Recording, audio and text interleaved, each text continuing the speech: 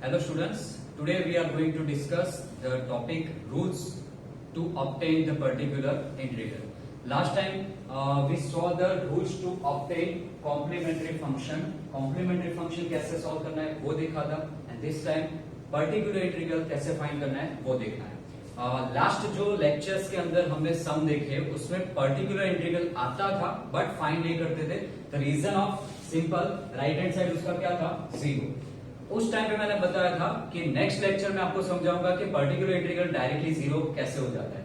The reason is particular integral का formula ये है one upon F of D comma D dash, यानी कि फंक्शन जो आपका डी डी डैश वाला जो है वो यहाँ पे आएगा and E raise to A X plus B Y. This is the case one. ये सिर्फ हम कंसीडर कर रहे हैं राइट हैंड साइड अगर आपका ई रेज़ टू वाला है तो उसके लिए कंसीडर कर रहे हैं. तो ये फॉर्मूला कॉमन है, खाली यहाँ पे वैल्यू बदलती रहती है. सो अगर कंपेयर करो कि लास्ट वाले जो सम्स थे कॉम्प्लीमेंट्री फंक्शन वाले उसमें राइट हैंड साइड आपका था जीरो. वो जीरो अगर मैं यहाँ पे सब्स्टिट्यूट करूं तो zero into anything zero, that's why particular integral becomes zero. इसलिए वहां पे हम डायरेक्टली लिख देते हैं. ओके, बट यहां से अब कोई टर्म आना चालू हो गया. केस वन है F of X comma Y is equal to this term. ये आइडेंटिफाई कैसे करना है, अगर ई रेज़ टू वाला कोई भी टर्म है देन केस वन आपको अप्लाई करना है. यहाँ पे function of X comma Y लिखा है बट सिंपली याद रखना है तो इतना समझ लो कि अगर आपका right hand side E raise to वाले टर्म का है देन ये मेथड अप्लाई करना है. सो स्टेप्स देख लेते हैं. फर्स्ट है पर्टिकुलर इंटीग्रल का फॉर्मूला. ये फिक्स्ड है, ये केस के हिसाब से बदलता रहेगा, इसको कुछ भी करना नहीं है, ये ऑलवेज एज इट इज रहेगा. करना क्या आपको, तो इस केस के अंदर डी की जगह ए सब्स्टिट्यूट करो and substitute D dash is equal to B. दोनों वैल्यू सब्स्टिट्यूट करो तो ऐसा फॉर्म मिलेगा. अभी मेरे पास वैल्यू नहीं है, सो इन दोनों की जगह फॉर्म रख के मतलब ए और बी रख के आपको ये फंक्शन मिला है. ये जो वैल्यू मिली इसकी वैल्यू आपको चेक करनी है कि नॉट इक्वल टू जीरो है या जीरो है. अगर मैं चेक करूं कि उसका आंसर अगर जीरो नहीं है then this is the final answer. वो आपका फाइनल आंसर हो जाएगा, वहां पे आपका particular integral complete. Okay, but in case अगर उसकी वैल्यू जीरो आई तो क्या करना है, तो आपको सिंपल एक ही चीज करना है. अगर इसका आंसर जीरो आ रहा है तो जो प्रीवियसली आपका F of D comma D dash था उसका डिफरेंशिएशन करना है with respect to capital D. मैंने यहाँ पे सेंटेंस लिखा हुआ है जो आप नोट डाउन कर सकते हो. सो डी के रिस्पेक्ट में इसका डिफरेंशिएशन करना है. आफ्टर डिफरेंशिएशन आपको चेक करना है अगेन इसकी वैल्यू जो वैल्यू सब्स्टिट्यूट करने के बाद आंसर मिल रहा है वो जीरो नहीं है या जीरो है. अगर जीरो नहीं है देन अगेन फाइनल आंसर. अभी भी जीरो मिल रहा है तो सेकंड टाइम अगेन इसी का डिफरेंशिएशन करना है. इसका मतलब ये हुआ कि आपके पास जो डी डी डैश वाली वैल्यू है उसको सबसे पहले सब्स्टिट्यूट करने से पहले आपको चेकआउट करना पड़ेगा कि उसका आंसर जीरो है या नहीं. अगर जीरो है तो वो वैल्यू रिप्लेस करके यहाँ पे लिखने की जरूरत नहीं है, डायरेक्टली उस टर्म का डिफरेंशिएशन कर दो. अगर जीरो नहीं है देन कंटिन्यू द प्रोसेस कर सकते हो और फाइनल आंसर बनाओ. ओके, एक सेकंड थिंग ये यहाँ पे मैंने एक पीछे स्टेप लिखा हुआ है sentence. When we take differentiation every time multiply the term by x. मतलब कि आपके पास जो भी ये डिफरेंशिएशन वाला स्टेप करते हो, डिफरेंशिएशन जितनी बार करो उतनी बार x से मल्टीप्लाई करना है. वन टाइम किया तो x से मल्टीप्लाई करो, सेकंड टाइम किया तो अगेन x वाले स्टेप को x से मल्टीप्लाई होगा यानी x स्क्वायर हो जाएगा. यानी जितनी बार डिफरेंशिएशन होगा उतनी बार x की पावर बढ़ती जाएगी. 3 टाइम है तो x क्यूब आएगा, 2 टाइम है तो x स्क्वायर आएगा. तो ये खास ध्यान रखना कि x वाला स्टेप आपका बाकी ना रहे. वो आपको प्रूफ के जरिए मिलता है. ये पूरा यहां से वैल्यू सब्स्टिट्यूट करके एक प्रूफ बनाया हुआ है, बट डायरेक्टली सम के लिए सिर्फ आपको यही वैल्यू जरूरत पड़ेगी, इसीलिए मैं डायरेक्टली शॉर्ट में समझा दिया. ओके, एग्जाम्पल स्टार्ट करते हैं. So first example question identification. सबसे पहली बात तो ये पहले तो चेक करो कि ये हायर ऑर्डर का है या फर्स्ट ऑर्डर का. ओके, सो फर्स्ट ऑर्डर के लिए क्या करना पड़ेगा कि आपका डिफरेंशिएशन वन टाइम होता है, यानी कि यहाँ पे क्या है कैपिटल डी स्क्वायर, यानी कि del square by del X square हुआ. इसका मतलब ये यानी 2 time differentiation, that means it is a higher order. Higher order आया तो पहली बात आपको क्या चेक करनी है कि हमने जो लास्ट मेथड देखी थी पहली थी मेथड ऑफ डायरेक्ट इंटीग्रेशन, यानी सीधा इंटीग्रेशन करना है जो यहाँ पे कोई पॉसिबिलिटी नहीं बन रही. Okay, that means next step आता है आपका ये वाला मेथड. इसके लिए क्या करना है कि आपको केसेस वाइज अलग अलग चेक करना पड़ेगा. ओके, सो उसके लिए सिर्फ एक टारगेट करो and that is your right hand side. Right hand side से आपका पता चल जाएगा ये केस 1 है, केस 2 है, क्या है वो आपको समझ में आ जाएगा। ओके, जैसे यहां में राइट हैंड साइड e2 वाला है, that means it is a case number 1। Case number 1 के लिए सिर्फ एक स्टेप याद रखो कि मुझे d की जगह स्मॉल a और d डैश की जगह स्मॉल b रिप्लेस करना है। अब a और b क्या है? फॉर्मूला के अंदर ये जो था यहाँ पे a और b यहाँ पे था, यानी x के आगे a वाली वैल्यू, y के आगे b वाली वैल्यू। कंपेयर करो तो a की वैल्यू क्या मिलेगी 3 और b की वैल्यू क्या मिलेगी 2। सो first of all solution start करने से पहले जो भी इक्वेशन दिया है ऑलवेज एज इट इज लिख देना। So here d square plus 10d d dash plus 25 d dash square into z is equal to e raise to 3x plus 2y। Now auxiliary equation की जरूरत पड़ेगी। Always याद रखना particular, ये बात हो रही है पर्टिकुलर इंटीग्रल, उससे पहले हर एक सम के अंदर कैसा भी केस हो, कोई भी केस हो, आपको डेफिनेटली कॉम्प्लीमेंट्री फंक्शन फाइंड करना है और उसकी मेथड कॉमन है जो हमने प्रीवियसली लेक्चर में देखी थी, सेम वैसे।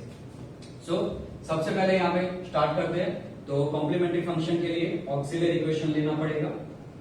सो auxiliary equation is simple step था d की जगह स्मॉल m ले लो, so m square plus 10 small m, d dash की जगह 1 एज्यूम करना है, सो वो इन शॉर्ट इतना समझ लो कि d डैश को आपको इग्नोर कर देना। ओके, प्लस 25 d डैश 1 का स्क्वायर 1 ही रहेगा।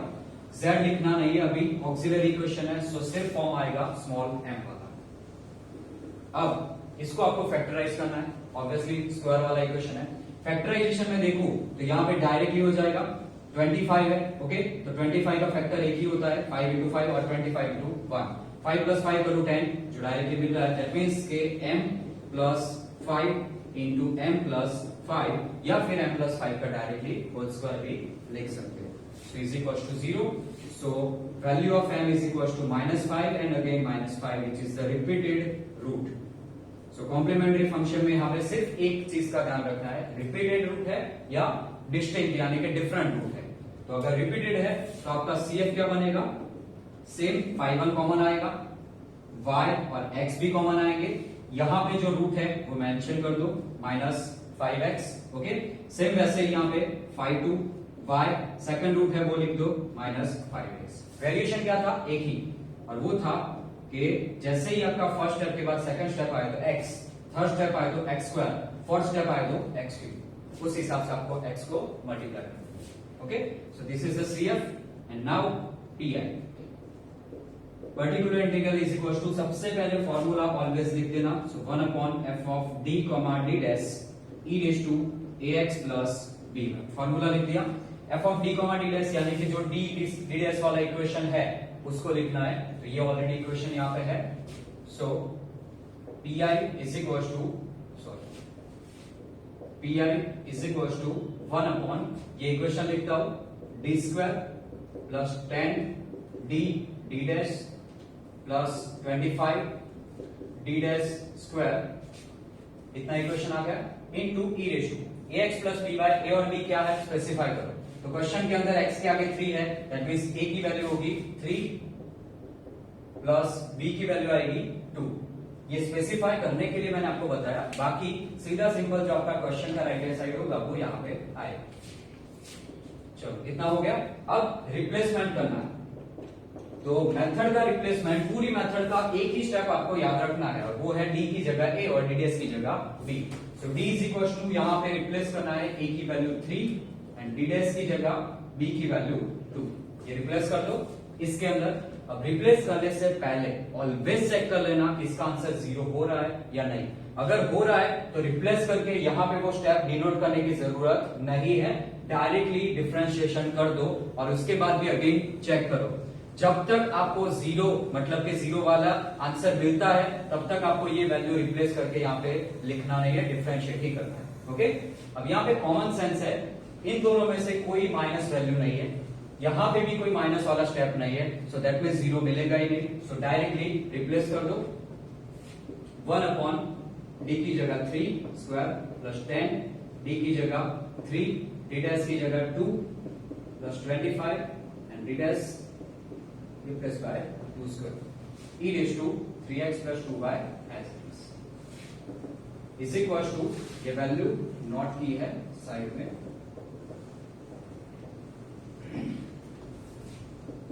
सिंप्लीफिकेशन करो, 3 square that means 9 plus 10 into 3 30, 30 into 2 60 plus 25 2 square that is 4 into 25 which is 100. So e raised to 3x plus 2y. So addition होगा 1 upon 169 e raised to 3x plus 2y and that is your particular integral. So particular integral मिल गया, CF already आपको मिला हुआ है. So make the complete solution. Complete solution का simple एक ही formula है, दोनों का एडिशन करना है. So complete solution is z is equal to CF plus PL. CF की value 5 minus 5x plus x 5 y minus 5x. ये आ गया CF तक. अब इसका answer plus 1 upon 169 e raise to 3x plus 2y. This is it. ये sum आपका solve हो गया. तो इस तरीके से जो भी आपको क्वेश्चन मिलते हैं पहले आइडेंटिफाई करो राइट हैंड साइड क्या है. आइडेंटिफाई होने के बाद आपके मेथड जो है वो एप्लीकेबल करो, बट ऑलवेज याद रखना CF तक आपके सारे सम सेम होते हैं, मतलब वो तो आपको हर बार स्टेप फाइंड करना है. नेक्स्ट हम देखते हैं example number 2. So this is the second example. Example का क्वेश्चन थोड़ा ट्विस्ट किया हुआ है, तो पहले ये समझ लो. RST फॉर्म दिया है, जैसे कि मैंने प्रीवियस लेक्चर में बताया था कि RST नोटेशन में चैप्टर के स्टार्टिंग में बताया था कि समटाइम क्वेश्चन उस टाइप के भी हो सकते हैं, तो नोटेशन खास आपको याद रहने चाहिए. सबसे पहले जो इक्वेशन गिवन है लिख देते हैं. So here 4r plus 12s plus 9d is equal to e raise to 3x minus 2y. पहले इसको कन्वर्ट करो RST के ओरिजिनल फॉर्म में, यानी कि इसका नोटेशन का मीनिंग क्या है. R यानी del square z by del x square. x का 2 बार डिफरेंशिएशन, t का y का 2 बार, तो इसका s का क्या आएगा, मिक्स आएगा. So plus 12 del square z by दोनों का mix del x into del y and plus 9 t का आएगा del square z by del y square is equal to e raise to 3x minus 2y. अब यहाँ पे हमें जरूरत क्या पड़ती है, डेल स्क्वायर फॉर्म की नहीं, हमें d डैश ऐसे फॉर्म की जरूरत पड़ती है. तो अगेन इसको रिप्लेस कर दो. डेल बाय डेल एक्स को हम क्या लिखते हैं, d लिखते हैं. तो 4d स्क्वायर है तो स्क्वायर आएगा into z plus 12. Same again यहाँ पे एक बार x यानी d, एक बार y यानी एक बार d डैश प्लस 9 y यानी d डैश 2 बार करना है, so square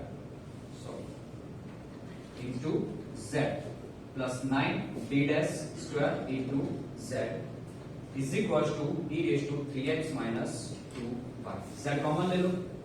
so for d square plus 12 d dash plus 9 d dash square into z is equal to e raised to 3x minus 2y. तो previous जो question था वो directly यहां से दिया था, यहाँ पे इसमें इस तरीके से फॉर्म मिल दिया, इसलिए ये 3 स्टेप बढ़े. एग्जाम में जरूरी नहीं है, ये फर्स्ट टाइम था इसलिए मैंने आपको ऐसे बताया. एग्जाम में आप डायरेक्ट लिख सकते हो. सिंपल r है यानी d स्क्वायर आएगा, s है तो d और d डैश का कॉम्बिनेशन आएगा, और t है यानी d डैश का स्क्वायर आ जाएगा. तो डायरेक्टली इस तरीके से आप लिख सकते हो और ब्रैकेट करके z बाहर डिनोट कर दो, तो सीधा आप यहां से ये स्टेप बना सकते हो. Okay. So now auxiliary equation is replace करो d की जगह m. So 4m square plus 12 d की जगह m, d डैश इग्नोर करना है, प्लस 9 इज इक्वल टू 0. इसको फैक्टराइज करना है. फैक्टराइजेशन पॉसिबल है, पहले चेक करो. 9 into 4 36. 36 के टोटल कितने फैक्टर है, 6 into 6, 12 into 3, 9 into 4 and 36 into 1. ये सारे फैक्टर के अंदर कोई किसी का भी एडिशन करो आपको 12 नहीं मिलेगा, मतलब कि यहाँ पे फैक्टराइजेशन पॉसिबल नहीं है. सॉरी 6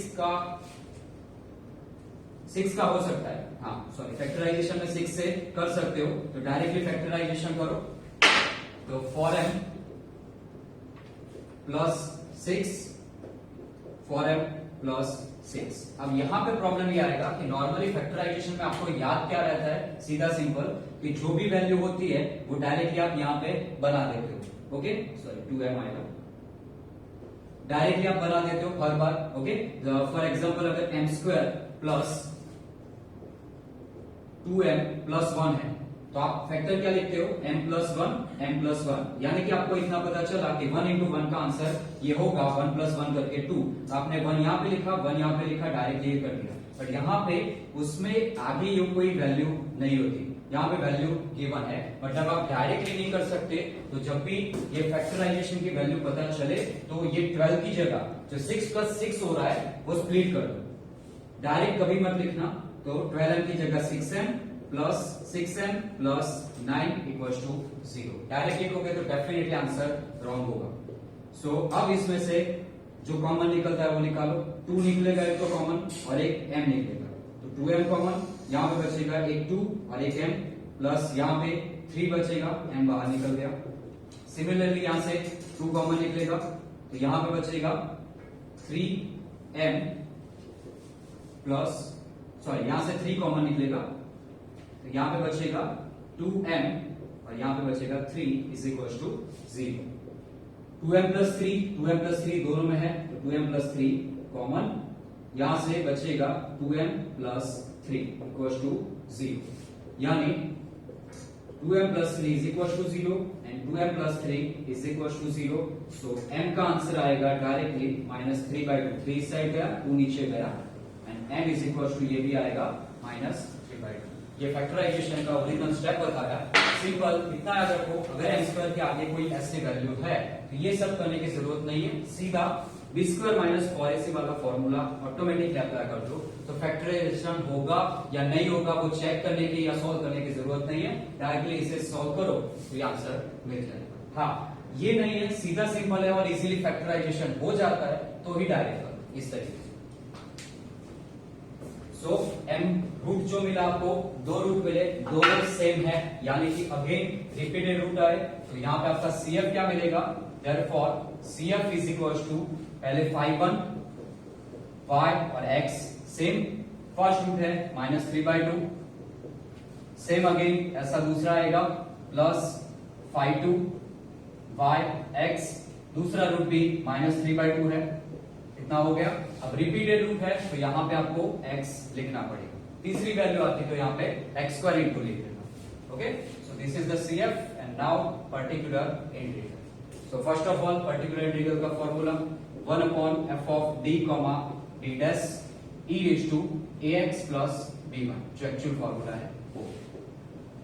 इसकी वैल्यू लिखो जो यहाँ पे ऑलरेडी बनाई है, for d square plus 12 d into D dash plus 9 d dash square e raise to a की वैल्यू यानी जो राइट हैंड साइड है वो ऐसे लिख दो 3x माइनस 2।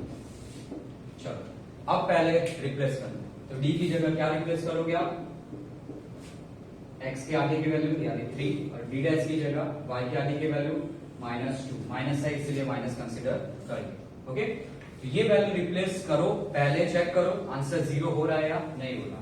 तो मैं यहाँ पे डायरेक्टली चेक कर रहा हूं, आप रफ में चेक कर लेना। तो सीधा चेक करूं तो d की जगह 3 का स्क्वायर यहाँ पे आएगा प्लस 12, d की जगह 3, d डैश की जगह -2 प्लस 9, d डैश की जगह -2 का होल स्क्वायर। चलो फॉर 3 का स्क्वायर होगा 9, 4 इंटू 9 यानी 36 plus 12 into 3 36, 36 into 2 72 with minus यानी -72 प्लस -2 का स्क्वायर प्लस 4 इंटू 9 36, 36 36 72 आएगा, 72 plus and minus cancel out यानी कि 0 मिला। ये पहले चेकआउट करना है आपको रफ में, यहां पे नहीं लिखना है। ओके 0 आंसर मिला, देन मैं ये रिप्लेस नहीं कर सकता, तो क्या करना पड़ेगा आपको, डिफरेंशिएट करना पड़ेगा। तो इसी स्टेप के अंदर ये रिप्लेस किए बिना मैं डायरेक्टली कर देता हूं डिफरेंशिएशन। डिफरेंशिएशन जितनी बार करो उतनी बार x से मल्टीप्लाई करना है, तो ऊपर एक x आ जाएगा, अब नीचे तो फॉर d स्क्वायर, डिफरेंशिएशन किसके रिस्पेक्ट में करना है, कैपिटल D के रिस्पेक्ट में। तो D के रिस्पेक्ट में करो तो इसका आंसर क्या होगा, फॉर d स्क्वायर का 8d हो जाएगा, प्लस D का D के रिस्पेक्ट में 1 तो बचेगा 12 d dash, D dash is a constant, क्योंकि आप डी के रिस्पेक्ट में कर रहे हो तो ये पूरा स्टेप कांस्टेंट होगा, कांस्टेंट का डिफरेंशिएशन 0। इतना स्टेप आ गया e raise to 3x minus 2। Replace किया आप, सॉरी रिप्लेस नहीं किया, डिफरेंशिएट किया। इसका रीजन क्या है तो साइड में लिख दो यहाँ पे कि d की जगह मैं 3 और d डैश की जगह -2 रिप्लेस करूं तो आपका जो आंसर है वो क्या मिल रहा है 0। इसकी वजह से मैंने डिफरेंशिएशन किया। ओके, अब अगेन चेक करो वैल्यू रिप्लेस करके, तो d की जगह 3 रखूं तो 8 3 24, d डैश की जगह -2 रखूं तो 12 इंटू -2, यानी ये भी 24 होगा बट -1। सो अगेन 0 हुआ। सो अगेन मैं रिप्लेस नहीं कर सकता। दूसरी बार डिफरेंशिएशन करो, x था, एक और बार x आया तो अब ये हो जाएगा x²। d के रिस्पेक्ट में करूं तो 8d, d का d के रिस्पेक्ट में 1 हो जाएगा, यानी 8 बचेगा। ये पूरा कांस्टेंट हो गया क्योंकि d तो है नहीं, सो इसका डिफरेंशिएशन 0 हो जाएगा, e raise to 3x minus 2 part. Again reason लिख दो, डिफरेंशिएशन इसीलिए किया क्योंकि अगेन इसका आंसर मुझे 0 मिल रहा था। अब यहाँ पे d और d डैश बचा ही नहीं तो वैल्यू रिप्लेस करने का सवाल ही नहीं, ऑटोमेटिकली आपका आंसर नॉन जीरो आ गया। सो this is your particular integral. So complete solution is again formula CF plus PR। CF का answer 5(1) y minus 3/2 into x plus x 5(2) y minus 3/2 into x, ये वाला answer लिखा। PI का answer ये है x²/8 e raise to 3x minus 2y। So this is your final answer. तो मैंने दो सम के अंदर, एक सम के अंदर वैल्यू 0 डायरेक्टली नहीं हो रही थी तो मैंने रिप्लेस किया। फर्स्ट सम में वो मेथड सिखाई। 0 होता है तो डिफरेंशिएशन कैसे करना है, क्या आपको मल्टीप्लाई करना है वो भी बता दिया। तो दोनों सम आपके इसी तरीके से सॉल्व होते हैं। इस मेथड का और कोई वेरिएशन नहीं है, आप मेथड इसी से सॉल्व कर सकते हो। आई होप आप लोगों को समझ में आया होगा। नेक्स्ट लेक्चर में हम इसका दूसरा केस देखेंगे। Thank you so much.